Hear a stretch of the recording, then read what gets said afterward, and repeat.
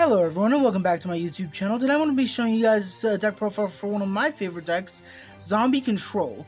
Of course, let's go ahead and jump right on into this. So starting off, we run 2 copies of Doom King Ballardrock. This is the boss monster of the deck that is pretty much a monster negate, can constantly bring itself back, and banishes monsters on your opponent's field as well. Continuing on, we run 2 copies of Necro World Banshee. This card says that while it's in the graveyard, you can banish it to activate Zombie World from your deck. And to wrap up the main trio, we run 2 copies of Bloom. This card says that when it's into the graveyard, you can banish it. Then you get to add 1 level 5 or higher zombie monster from your deck to your hand. Or if you have Zombie World on your field, you can go ahead and special summon that monster, which is really good. Alright, continuing on, we're going to move on to our combo starters. We run 3 copies of Shiranui Solitaire. This card says that you can tribute this card while it's on the field to special summon 1 a zombie tuner with 0 defense from your deck, which that target is Unizombie. Unizombie has a really good effect that says it has 2 effects. The first effect is that you can target 1 face-up monster on the field, discard 1 card, and if you do, increase that target's level by 1. So pretty much you get to send a card from your hand to the grave, which is really good. Then the second ability, which is arguably its better ability, is you can target 1 monster on the field, increases the level by 1, and then you can send one zombie from your deck to your graveyard. So that can get you like your Glow Up Bloom or your Necro World Banshee or whatever. Alright, continuing on, we do run 1 copy of Gozuki. This card says that while it's on the face up on the field, you can, during your main phase, send 1 zombie type monster from your deck to the graveyard. And then it also has a second effect that says if this card is sent to the graveyard, you can banish 1 zombie type monster from your graveyard except for Gozuki, and special summon 1 zombie type monster from your hand. You can only activate each effect once per turn. However, if you can keep this on the field, and you get to just send cards from your deck once per turn, which is actually really good. Alright, good. Let's go ahead and move on to the extenders of the deck. We do run 3 copies of Mizuki. This card says that if it is in the graveyard, you can banish this card and target 1 zombie type monster in your graveyard and special summon it. Really good. And then I run 1 copy of Shang-Chi the Sprawl. This says during your main phase, you can send 1 zombie type monster from your hand or deck to the graveyard, which is really good. So it kind of works as a starter. However, it is level 6, so you'd have to special summon it out.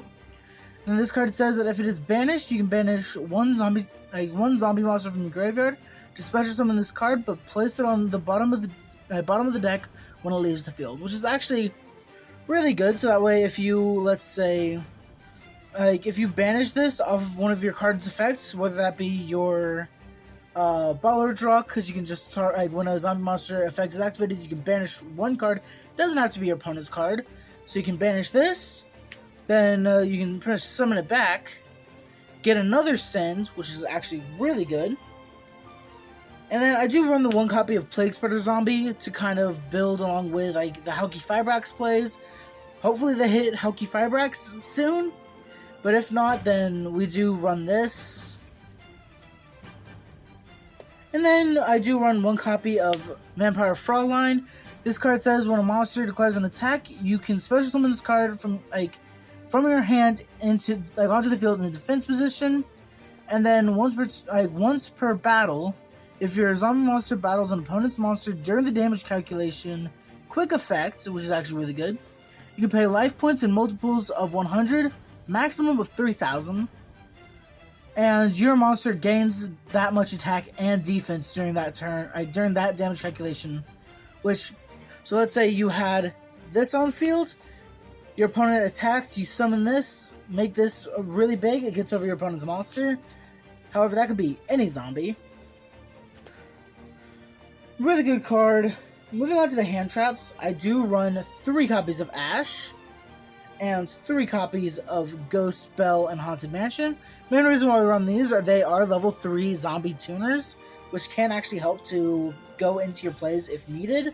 There have been multiple times when I've summoned these and we're able to actually do something with them. And then to wrap up the hand traps, I do run 3 Gamma, 1 Driver, because the main reason why you run this is because let's say you activate Shiranui Solitaire to tribute it, You don't want your opponent's Ash Blossom to negate it or Call by the Grave, so you run this to kind of protect that. Alright, then moving on to the spell cards, I run 2 copies of Zombie World. I find that 3 isn't necessary because you practically can always see this card on the field. Really no other reason to run there's really no reason to run more than 2, but if you want to, then you can. That's really up to you. Continuing on, I do run 3 copies of Super Polymerization because there is a card that literally just says it takes 2 zombie monsters to make it, and this makes your opponent's monsters on field and in graveyard zombie types, which is really good. And then to wrap up the spells, I run 1 Foolish Burial, 1 Called by the Grave, and 1 copy of Monster Reborn. Alright, to wrap up the deck, the main reason why this is Control is because you run 3 copies of Rivalry of Warlords. For those who don't know why I would run this in my deck, pretty much this says that each player can only control 1 type of monster, send all the other monsters to the graveyard. So what you do is, let's say you go first, you set up Zombie World, and then set Rivalry. Your opponent summons a monster, you flip up Rivalry. Now they're locked into zombies, they can't even attempt to summon, like, from the hand or extra deck a monster because that monster in hand and in the extra deck are not zombies. Which is really good. I've won multiple games with just this card alone. Alright, moving on to the extra deck. I do run 2 copies of Vampire Sucker. This card says that if you were to tribute a monster for a tribute summon, you can tribute a zombie monster the opponent controls instead, which is really good. However, the main effect is when a zombie monster is special summoned from either graveyard, you can draw a card. And that could be on your turn or your opponent's turn. And the main reason why you run this is because Bullet Rock, if there's a field spell on the field while it's in the graveyard, it can just freely special summon itself back out during every standby phase. So you pretty much you want to end with this engrave, and then on your opponent's turn, summon it back. You draw a card. This then if you had this on field with this, you can then banish a card because the zombie monster activated its effect. So that's the main reason why we run Vampire Sucker. There is also another ability where you can target 1 monster in my opponent's graveyard, special summon it to your opponent's side of the field, in defense position, and it's a zombie monster at that point. Which, I mean, it's alright. It doesn't really come up. Continuing on, we do run 1 copy of Avenged Savior. This card says, pretty much the main reason why we run this is because it has an ability where during damage calculation, if this card battles an opponent's monster, quick effect, you can send 1 zombie monster from your deck to the graveyard, and then that opponent's monster loses attack equal to the level of the monster sent to the graveyard times 200 until the end of turn. So the main reason why you would run that is to be able to send your combo extenders, whether that be Plague Spreader Zombie, Mizuki, in some cases Shang-Chi, or if you don't have or if you just couldn't get a Balrog into the graveyard, you could just send Balrog. Your opponent loses 1600 attack points or defense. Attack points, that's right. Which is actually really good, and really, it just allows you to get over cards and send cards from the deck to the grave. Continuing on, we do run the 1 copy of Crusher and Hauki Fibrax. It's kind of obvious why we run this. This card should be banned, but it's not, so might as well use it while I can. And then I do run 1 copy of Dark, the Dark Charmer Gloomy. Pretty much the main reason why we run this is because dark attribute monsters are kind of common and you can take your opponents. Then I run 1 Link Kuriboh, and then 1 access code talker to help push for games because this deck can build a board. Alright, moving on to the Synchro monsters, I do run 1 copy of Red Eye Zombie Dragon Lord. This card is a new card that came out in Dimension Force. This card says that during your opponent's turn, quick effect, you can target 1 zombie monster in your graveyard, except Red Eye Zombie Dragon Lord, and special summon it. So pretty much this just recurs stuff pretty much every turn. On your opponent's turn, and then it also has an effect that says if this card is in your graveyard, you can banish 1 zombie monster you control to special summon this card back. So pretty much this can just constantly bring itself back out. It's a 2800 attack monster, and it's actually really good for the deck. And yeah, there's really not much more to that card. Continuing on, I do run one copy of Immortal Dragon.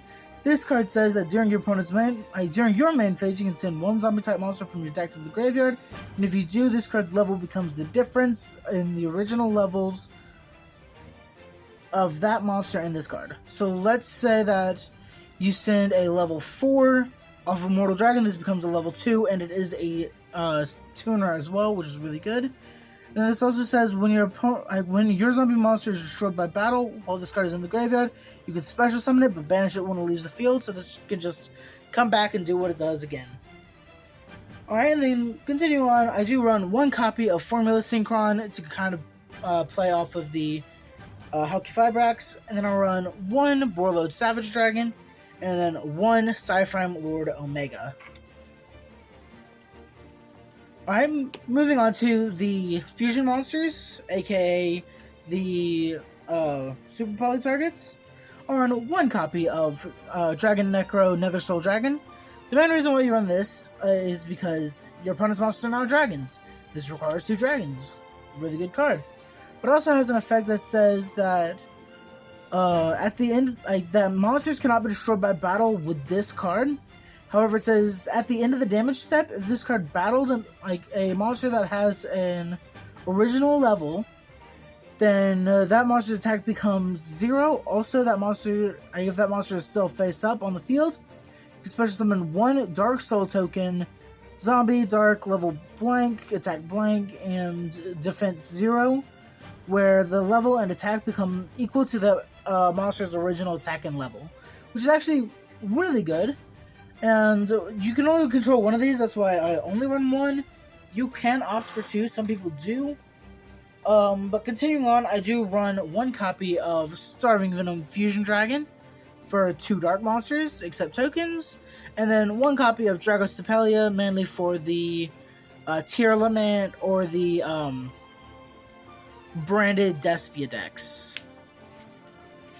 Alright, so that's about it for the deck profile, guys. Be sure to give me a like, comment down below your favorite deck and what you guys would like to see next. And until next time, see ya.